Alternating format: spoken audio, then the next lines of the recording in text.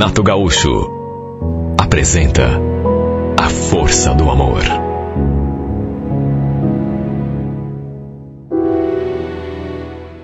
Num sábado distante, fui convidada por uma amiga para ir a uma festa de aniversário. E foi nessa festinha de aniversário que eu conheci o Ney, um rapaz bonito, com carinha de safado, por quem eu me encantei desde o primeiro instante. Ele, aliás, era amigo do Juninho, um amigo meu de infância, que também estava junto e que, inclusive, nos apresentou. Aconteceu que durante esse aniversário, eles decidiram jogar boliche mais tarde e acabaram me convidando. Eu até gostei da ideia, mas como minha mãe era muito rígida em relação à liberdade que dava pra gente, eu e a minha irmã, eu falei que primeiro precisava ir em casa pedir permissão a ela. Para minha alegria, ela permitiu, não sem antes, claro, fazer 1 milhão de recomendações.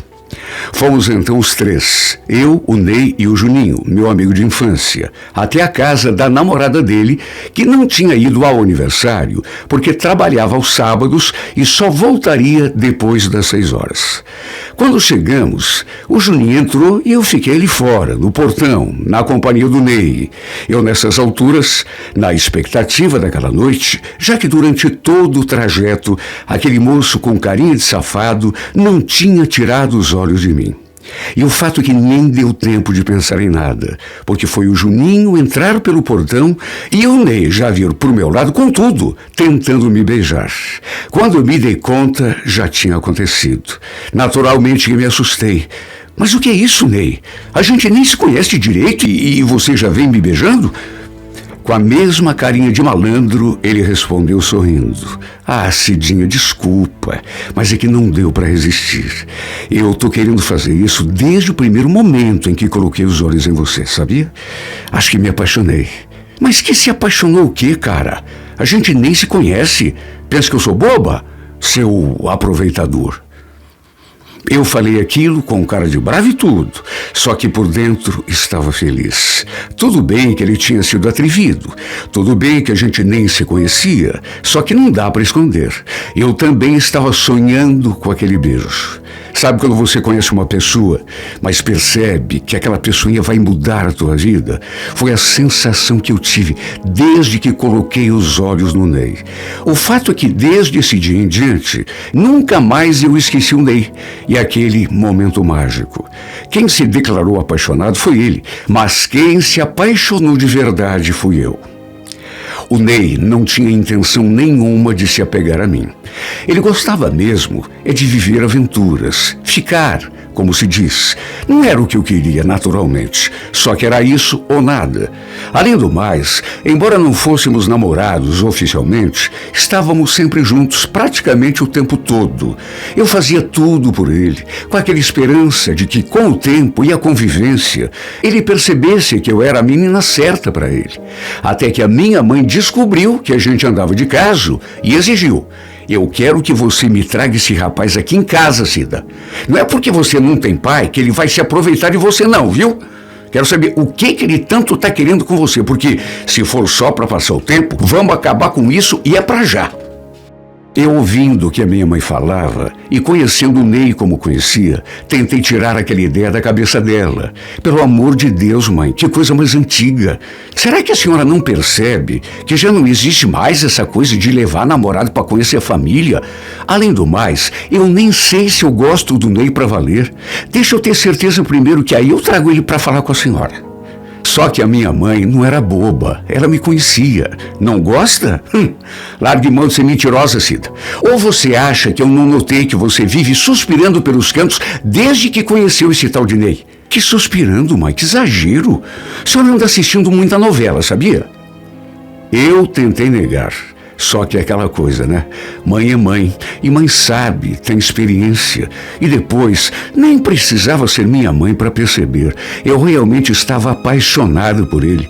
Não conseguia parar de pensar no Ney, de sonhar com a gente namorando de verdade. Ele indo à minha casa conversar com a minha mãe, assumindo o nosso namoro. Não é que eu quisesse ser dona dele, mas quando a gente ama, a gente quer a pessoa pra gente, né? Não dá para ser diferente. A gente quer a pessoa toda. Quer dizer que a pessoa também gosta da gente. O problema era aquele jeito que ele tinha. A gente ficava junto, nos víamos praticamente todos os dias, mas eu não sentia segurança nenhuma, porque ele não dizia claramente se me queria de verdade ou se estava só passando o tempo.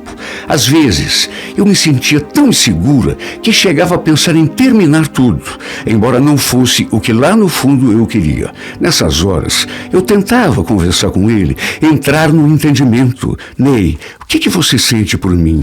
Me fala com toda sinceridade.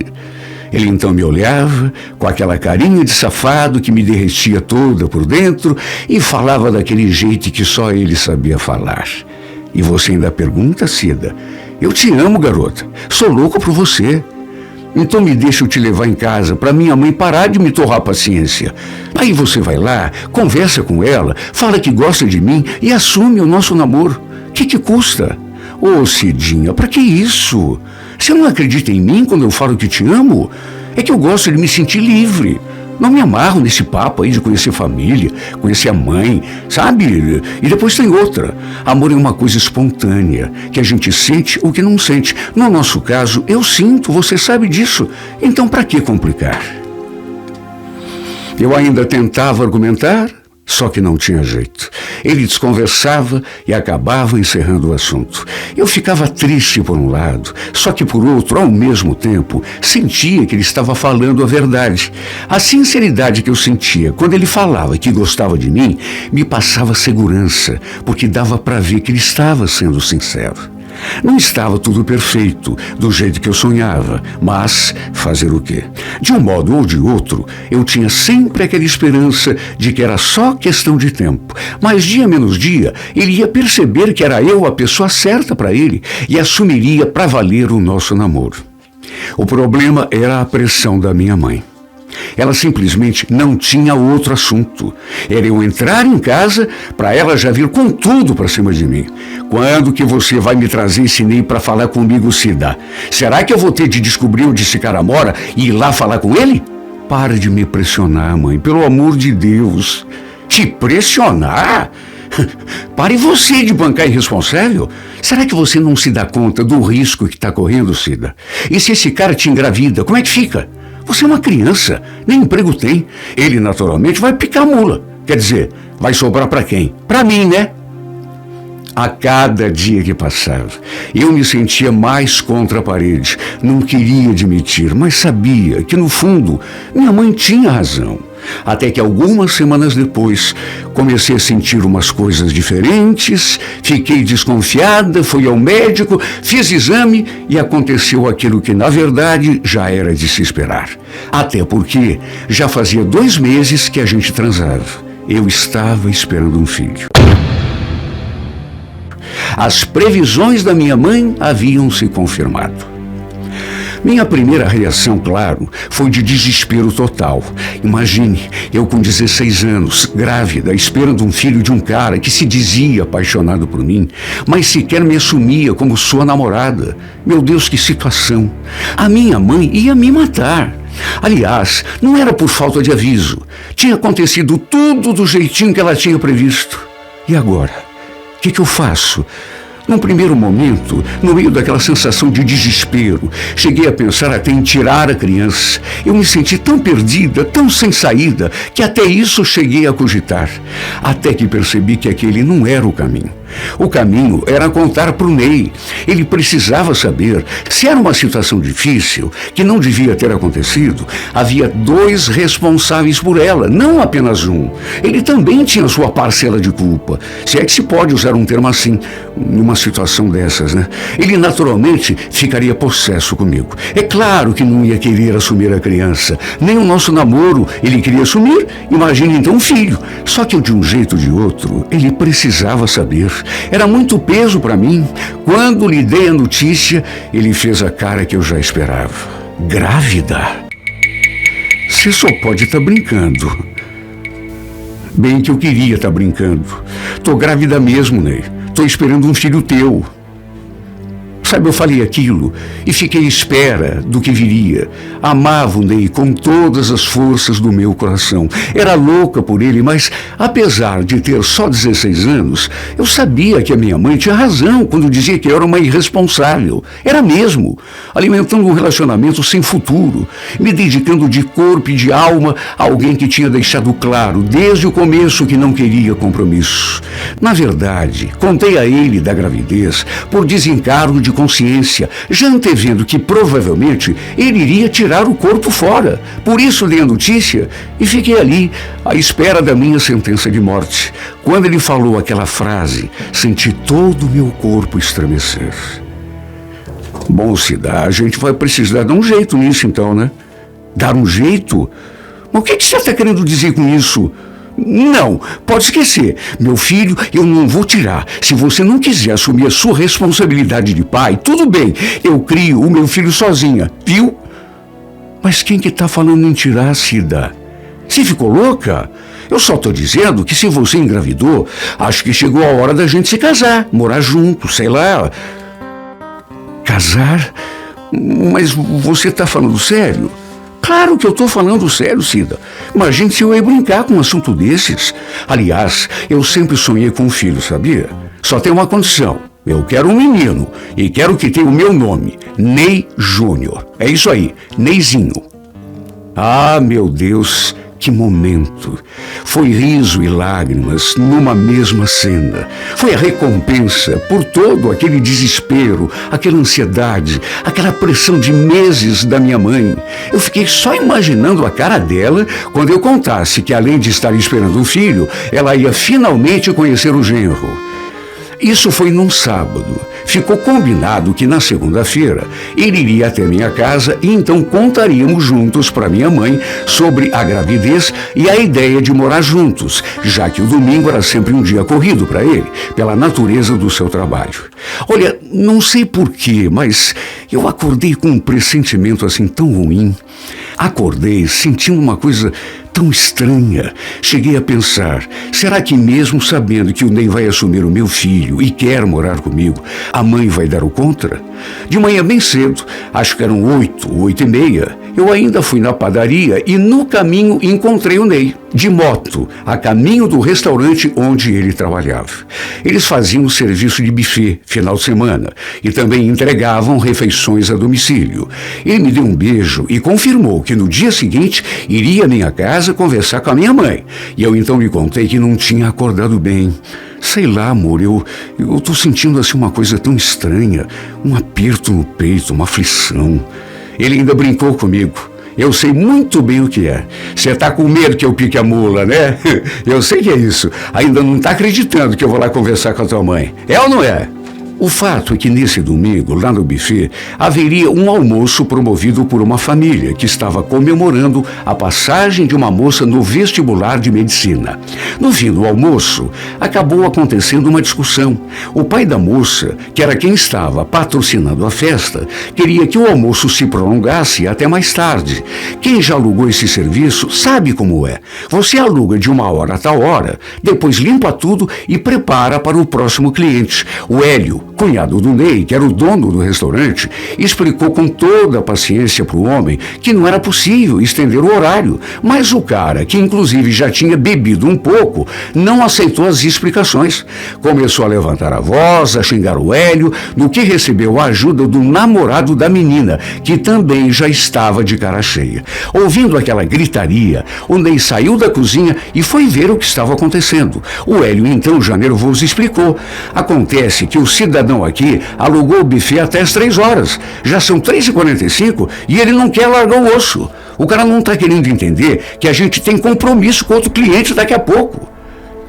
Nessa hora, o homem, que já estava irritado, se exaltou ainda mais. Quer saber de uma coisa, cara? A gente vai embora. Só que vocês vão me pagar por essa humilhação que estão fazendo com a minha filha, viu? Você está me ouvindo? Vocês vão me pagar. O sujeito falou aquilo e saiu do restaurante praguejando, pisando duro, irritado com a filha, o genro e o resto da família.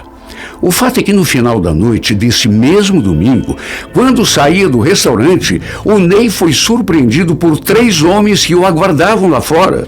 Um deles saiu do carro e apontou uma arma. Nessa hora, ele lembrou da ameaça do restaurante e com certeza ainda tentou conversar, explicar o que tinha acontecido. Só que era tarde demais. Foram 3 tiros a queima-roupa. Quando chegou ao pronto-socorro, seu coração ainda batia. Mas foi questão de minutos para ele desfalecer e não acordar nunca mais. Foi avisada pela namorada do Juninho, aquele meu amigo que havia nos apresentado, que naquelas alturas já estava no hospital. Quando cheguei, só pela cara dela, eu já imaginei o que tinha acontecido. E não deu outra, Cida. Sinto muito, Cida. Ele não resistiu. Foi, com certeza, o momento mais doído que eu já passei em toda a minha vida. Aquele dia, eu já levantei da cama com aquele aperto, aquela angústia. Cheguei a contar para ele e ele brincou que era medo de ele não ir à minha casa conversar com a minha mãe como tinha prometido. Só que, na verdade, aquele mau pressentimento era um aviso. Na missa de 7º dia, escrevi uma mensagem e li para todos os que estavam presentes. A transformação é a busca do que se perdeu, mas o que se pensa que se perdeu pode ter sido apenas emprestado pela vida. Foi apenas um empréstimo que Deus nos fez. O moço bonito que um dia havia me conquistado, com sua carinha de safado, tinha ido embora, desta vez para sempre, antes mesmo de realizar meu sonho, que era de casar com ele, dar sobrenome a seu filho, que nasceria dali a alguns meses. Hoje, o Neizinho está com 16 anos, a idade que eu tinha quando conheci o seu pai. Estou casado há 10 anos e com o meu marido tive mais 2 filhos. Não posso dizer que sou infeliz, porque tenho minha vida, tenho minha família e um marido de quem gosto muito. Mesmo assim, sei que o Ney vai ocupar um pedaço do meu coração que nunca mais poderá ser ocupado por ninguém. Eu sou daquelas pessoas que acreditam que gostar. A gente pode gostar de muitas pessoas, mas amar é apenas uma vez. Por isso é que, se não posso me julgar infeliz, feliz mesmo, também não sou. Para ser feliz de verdade, a minha história com o Ney não poderia ter sido abreviada do modo como terminou. Meu consolo é que, quando a saudade aperta, olho para o rostinho do meu filho mais velho e parece que estou diante da carinha de safado do Ney, o único homem que realmente eu amei nessa vida, o único que me fez sentir mulher por completo. Aquele ao lado de quem, não fosse a mão traiçoeira do destino, viveria o resto da minha vida.